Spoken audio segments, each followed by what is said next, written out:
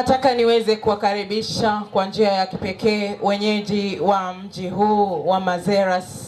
Nashukuru Mwenyezi Mungu kwa sababu ametuwezesha, tumekuwa marafiki, tumekuwa familia, tumekuwa jamii. Namshukuru Mungu kwa nafasi hii ya kipekee.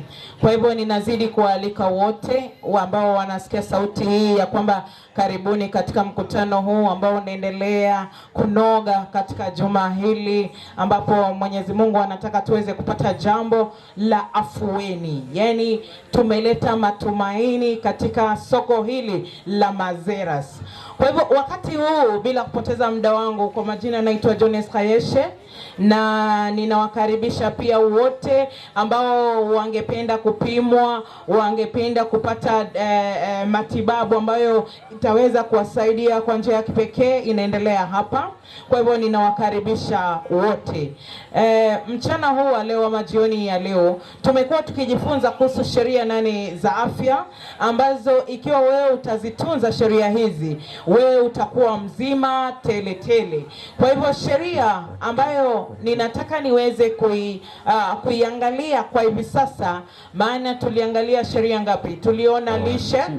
Tuliona lishe bora. Tukaona kwamba tunahitaji kuweza kula kulingana na mapenzi ya Mungu katika maisha yetu. Tumekuja tukaangalia jana zoezi, tukaruka kamba, na nashukuru sana kwa wale ambao waliruka kamba na mimi. Na experience ambayo ninayo ni kwamba niliweza kulala vizuri sana. Nilishtukia nimeamka saa 2. Yaani nilishtukia nimeamka saa 2. Nililala kama mtoto. Kwa hivyo wewe ukitaka kupata usingizi ni vizuri ufanye zoezi. Haya yote tuliyapata jana.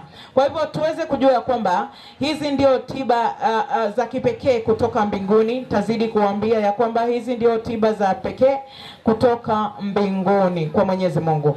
Nataka leo hii tuangalie sheria nyingine, na samahani tumeweza kumwacha huyo daktari ambaye ako ndani ya chat anaitwa Maji. Kesho tutaweza kumleta na wote tutaweza kuangalia daktari huyo Maji. Lakini kwa sasa nataka uweze kunipa masikio yako uweze kusikia maneno haya mazuri. Tunaendelea kushughulikia watu kwa njia ya nafuu. Yaani mtu yoyote ataweza, awe tajiri, maskini, awe mtu wa uwezo wa katikati, anaweza kujisaidia. Mtu yoyote ile ana uwezo wa kujisaidia. Tiba za Mungu ni tiba ambazo ni nafuu sana. Maana yeye anataka kila mtu aweze kupata uponyaji. Maana ni Mungu Baba wa wote, maskini, matajiri, wale wote ni Mungu wao. Kwa hivyo leo hii tunamzungumzia daktari ambaye anaitwa Maji. Maji ni sheria ambayo tunaizungumzia leo hii, sheria ya 3 ambayo iko katika sheria zile 8 ambazo Mwenyezi Mungu ameweza kutupa. Kwa hivyo nataka tuombe kwa ajili ya kuweza kuangalia hii sheria ya maji. Mwanadamu akivunja sheria ya mwili anakuwa mgonjwa, na tumeumbiwa hizi sheria 8 katika miili yetu. Kwa hivyo hebu na tuombe kwa ajili ya sheria hii. Baba mtakatifu uishie mbinguni, jina lako litukuzwe milele, kwa maana wewe ndiye unastahili. Baba, tunashukuru kwa tiba ambazo unatupa, ambazo ni za kipekee na ni za bure. Baba, tiba hizi zinahitaji wewe tu kusikiza mausia yako, na tunapona katika jina la Yesu. Baba, tunaomba utubariki tunaposikiza mafundisho haya kupitia katika jina la Yesu Kristo aliye Bwana na Mwokozi wetu. Amina. Nazungumzia kuhusu maji. Watu wengi wameenda kaburini kwa sababu hawakunywa maji. Na leo nimevunja sheria ya maji. Nimevunja sheria ya maji, sijakuwa na maji hapa kwa sababu ya ABCD, lakini nitaenda kulipiza niweze kunywa maji. Kwa hivyo tunahitaji kuweza kunywa maji ya kutosha. Maji ni ya maana sana, na tuliwaambia kwamba kila jambo, kila sheria iko ndani ya maandiko. Hakuna jambo ambalo tunalizungumza hapa ambayo haiko ndani ya maandiko. Kwa hivyo tunataka tuangalie, msomaji wangu, uweze kuangalia kitabu cha Mwanzo 2 fungu la 10. Mwanzo 2 fungu la 10, tuangalie hii maneno ya maji. Mbona Mungu anasema tuweze kutumia maji? Kwa hivyo kuna nini katika maji? Hebu Mwanzo 2 fungu la 10 inasema namna gani? Mwanzo 2 fungu la 10, msomaji. Mwanzo 2 fungu la 10. Kama uwezi soma nileteni some hapa. Mwanzo 2 fungu la 10. Niangalilie hapo kwa simu tafadhali. Mwanzo 2 fungu la 10. Tuangalie, tunazungumzia kuhusu sheria ya maji. Maji yana muhimu gani katika maisha yetu? Maji yana muhimu gani katika maisha yetu? Mwanzo 2 fungu la 10. Mwanzo 2 fungu la 10.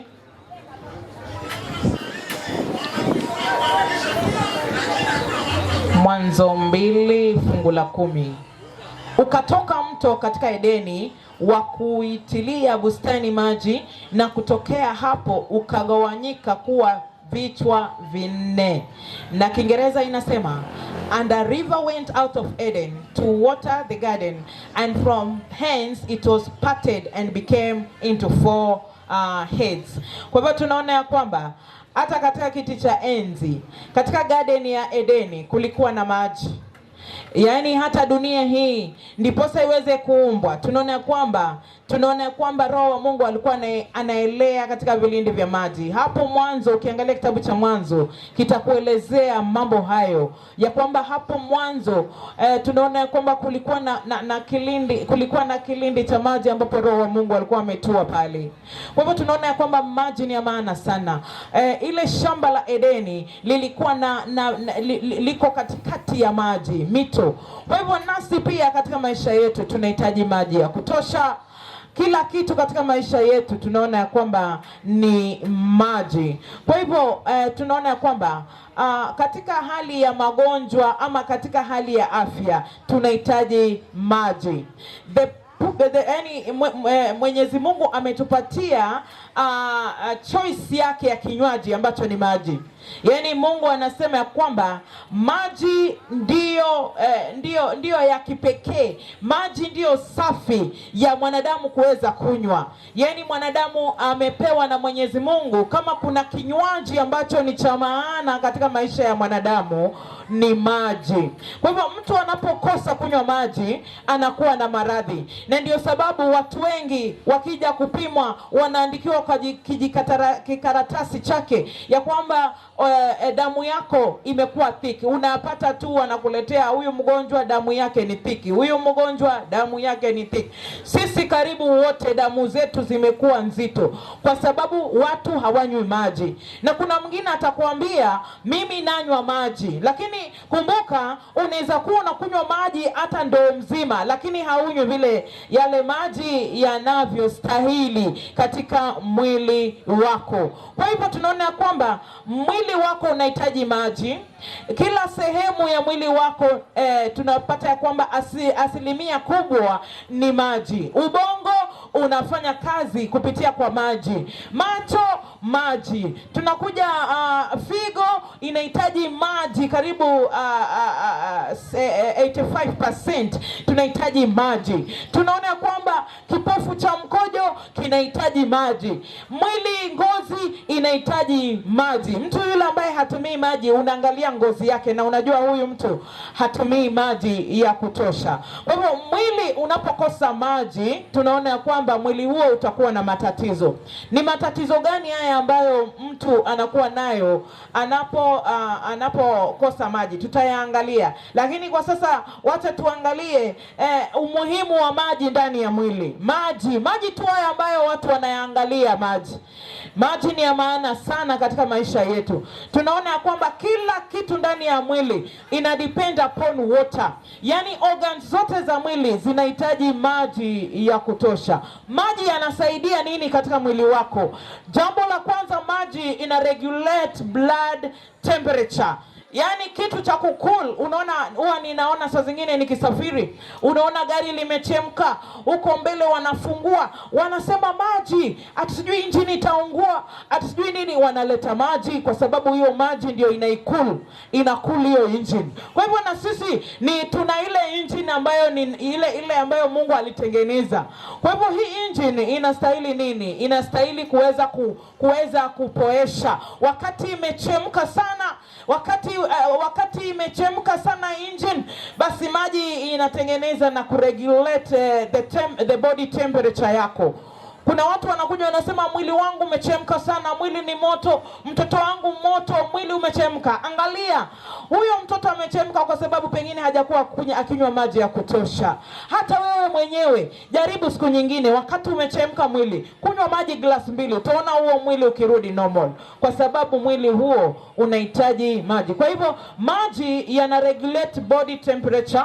Maji pia yanasaidia watu ambao wana matatizo ya arthritis, wanalia mifupa inafanya goto goto goto, wakitembea ni shida, mifupa inakulana. Kwa sababu gani mifupa inakulana? Mifupa ndio structure ya mwili wako. Kwa hivyo naona ya kwamba mifupa yako kama haitapewa maji utakuwa na hiyo shida. Kwa sababu gani? Maji ina lubricate the joint. Ni kama mafuta ya mifupa, joints zako. Ukinywa maji yanasaidia kutengeneza joints zako ziweze kuwa ni kama zina mafuta. Kwa sababu ile crease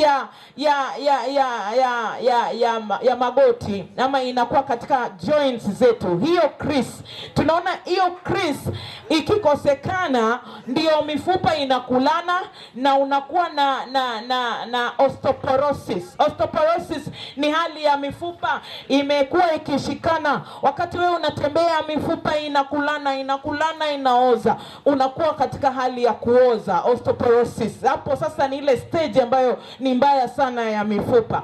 Kwa hivyo tunaona kwamba wewe ukinywa maji hautakuwa na hiyo shida ya mifupa kuweza kupatana. Maana katikati ya mifupa yako, katika joints, kuna hiyo fluid inaitwa synovial fluid, ambayo hiyo fluid ndiyo ina lubricate your bones. Kwa hivyo wewe ukikosa maji, hiyo synovial fluid inaondoka na mifupa inakulana. Ndio unaona watu wanaenda hip joint replacement, unapata watu joints zimeenda kando, mifupa imeachana kwa sababu ya kukosa maji ya kutosha. Kwa hivyo mimi ninawaambia huyu daktari maji ni wa kipekee sana. Na huyu daktari maji amewaponya watu wengi sana katika maisha yao. Alafu jambo lingine, tunaona kwamba figo inahitaji maji ya kutosha. Figo na ini lako linahitaji maji ya kutosha. Na tunaona ya kwamba figo, kidneys ama ina lessen the burden ya kuweza kutoa uchafu. Figo inatoa uchafu, alafu pia liver inasafisha damu yako. Kwa hivyo tunaona ya kwamba wewe wakati unakosa kunywa maji, tunaona inachukua yani it is like una overburden figo yako ama ini lako kwa kuweza kutoa the waste products, uchafu ndani yake. Kwa hivyo maji inasaidia kulesen hiyo hali na kusaidia kutoa the waste products ndani ya maisha yako. Hii ni ujumbe wa bure na ni ujumbe wa hakika kutoka mbinguni, maana Mwenyezi Mungu ndiye anayejua structure yako. Yeye ndiye anayejua vile umeumbwa. Ndio sababu akaweka hizi sheria 8 za afya ziweze kukusaidia wewe mwanadamu. Alafu pia jambo lingine ni kwamba maji inasaidia kubeba virutubishi ambavyo tunaona kwamba pia inasaidia kubeba oxygen, inaenda katika chembe ya damu. Virutubishi vinabebwa na maji. Virutubishi oxygen pia inasukumwa na maji kuenda katika sehemu mbalimbali ya mwili wako. Kwa hivyo maji ni ya maana sana. Na nataka niwaambie watu wengi maradhi ambayo wanayo ni kwa sababu ya kutokunywa maji. Mara nyingi nimekutana na watu hapa Coast, watu ambao hapa kuna joto. Kwa hivyo inamaanisha wakati uko katika joto unahitaji maji mengi sana. Sio kama kule bara. Huku ndiko watu wanahitaji maji mengi sana kwa sababu ya vile hali ya hewa ilivyo. Na unapata mtu amekunywa glass 1 ya maji tangu asubuhi. Unashughulika lakini wewe una haja na maji. Na unaishi na mahali ambapo maji yanahitajika katika mwili wako. Kunywa maji ya kutosha. Na niliwaambia unapokunywa maji yako, tafuna maji. Ili hiyo maji ambayo unakunywa iweze kukusaidia, tafuna, cheua maji. Kila kitu ambacho kinaingia ndani ya mdomo wako kinahitaji kutafunwa, na ndio sababu meno yako ina kazi hiyo. Chochote, hata kama ni uji unakunywa, tafuna uji. Na unapokunywa maji, tafuna ukifurahia, maana ndio kinywaji cha pekee ambacho Mungu ametupa katika maisha yetu. Kwa hivyo jaribu kutafuna. Kitu ambacho kinafanya watu hawezi tafuna maji, unajua mtu anakuuliza, sasa wewe nawezaje kutafuna maji? Maji unayachanganya pale na mate, unachanganya yale mate, ndio yanakusaidia kusiaga hiyo maji. Maji pia huwa inasiagwa wapendwa, uji pia unasiagwa. Changanya kwa mdomo na kunywa pole, unasip tu, yani unakunywa tu kidogo kidogo. Penda maji. Unajua watu wengi hawapendi maji kwa sababu wanakunywa maji yao kwa vikopo vya plastiki.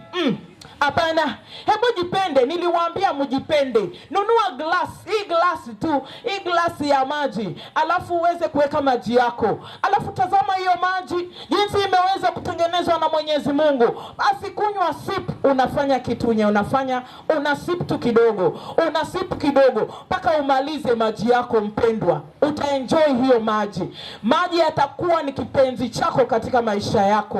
Kwa hivyo tunaona kwamba maji ni ya maana sana. Pia ina dissolve minerals ambazo ziko ndani ya madini ambayo yako ndani ya mwili wako. Kuna madini bila maji yatakudhuru wewe. Kuna madini ambayo tunapata kutoka kwa vyakula ambayo tunaona kwamba usipoweza kuwa na maji yeyushe, basi madini haya yatakuumiza wewe. Kwa hivyo unahitaji maji yaweze kudissolve hizo minerals na other nutrients ambazo zinahitajika katika mwili wako. Maji pia tunapata kwamba ina prevent constipation. Watu wa Coast wanapenda nyama. Wanapenda. Sasa kama wewe ni mlaji wa kanyama, wewe ni mlaji wa kukula hizi animal products, si ukunywe tu maji basi. Jisaidie na maji. Kunywa maji ya kutosha, maana wewe unapokula vyakula ambavyo vimekobolewa like chapati nyeupe, unakula mkate mweupe ambayo imekobolewa, hiyo haiwezi kusiagika kwa haraka katika tumbo lako. Kwa hivyo wewe teremsha maji, kunywa maji iweze kuondoa constipation. Kuna watu ambao wanakula zaidi kuliko kunywa maji, na ndio ukiwauliza ulienda choo, ulikula mara ngapi, anakuambia nimekula mara 3. Wengine wanakuambia nimekula mara 2. Ukila mara 3, choo ni mara 3. Ukila mara 2, choo ni mara 2. Ukila mara 1, choo ni mara 1. Ni kama tinga. Hii tinga vile mashini inafanya kazi, hivyo ndivyo mashini yako wewe mwanadamu ilivyo. Lazima kuna ile waste product inatoka. Kwa hivyo wewe unapokula, hii waste product inakaa wapi? Niliwaelezea, inaingia katika ile sehemu kubwa ya utumbo wa kwenda choo. Alafu inaingia katika hizo rooms, inaingia huko, inafanya wewe uwezi enda choo, wewe uwezi kutoa kile kinyezi. Kwa hivyo ninawaomba ya kwamba kunyweni maji, kula mboga ambazo zinaleta roughage mzuri ya kukusaidia kutoa choo. Maana wewe usipoenda choo after 24 hours hujaenda choo, inamaanisha kile chakula, hiyo uchafu inabaki pale, na utumbo wako kwa sababu ni moto, una joto, unafanya kitu kinaitwa fermentation. Hiyo delay ndio inakuja inazaa bakteria. Ndio unaona watu wanaandikiwa hapa kwa daktari, anasema uko na bacteria infection. Siku hizi tu ni bacteria infection, na watu hawaelewi hii bacteria infection inatoka wapi. Ni kwa sababu wewe unakula na uendi choo, unakula na uendi haja kubwa. Basi tunaona kwamba ni muhimu sana kupenda kwenda chooni, ni muhimu sana. Na mimi huwa ninasema hivi, kama kuna mahali pazuri pana starehe ni choo. Mahali pana starehe mpaka unashukuru Mwenyezi Mungu, unamwambia asante Mwenyezi Mungu, ni chooni. Choo yako ikiwa safi, kaa katika lile kibakuli chako pale, uanze kutafakari vile Mungu amekuumba, vile chakula uliweka katika koromeo lako, na vile chakula inatembea katika mwili ikienda kwa matumbo. Sasa hiyo ufikirii kitu yoyote, unafikiria hiyo digestion vile inakuja, alafu unafikiria vile inaenda kwa utumbo mkubwa, alafu baadaye hiyo process ikifanyika unasikia vizuri sana. Kama kuna mahali ambapo ni patulivu ni chooni. Kama mjawahi jua, hapo ndio mahali pa kutengeneza pawe safi. Unapokaa pale unasema kweli Mwenyezi Mungu aliniumba na hii process inaendelea ndani yangu. Na asante Mwenyezi Mungu, nimetoa uchafu huu ambao umetoka kwa chakula, angalau niweze kuwa sawa, niwe na afya bora. Kwa hivyo choo ni ya maana sana. Kuna watu wengi hata hawana vyoo jamani. Ni vizuri kutengeneza vyoo. Na hivyo vyoo ndivyo vya kwanza vitengenezwe, viwe mahali pazuri ambapo watu wanapoenda kule wametoa mawazo iko katika hiyo process na wanakuwa sawa. Kwa hivyo kunywa maji ya kutosha iweze kukusaidia. Maji pia inafanya kazi gani? Ina protect organs zako na tissues za mwili wako. Na pia maji inasaidia kuleta moisture. Kuna watu hata uwachune hawawezi toa machozi.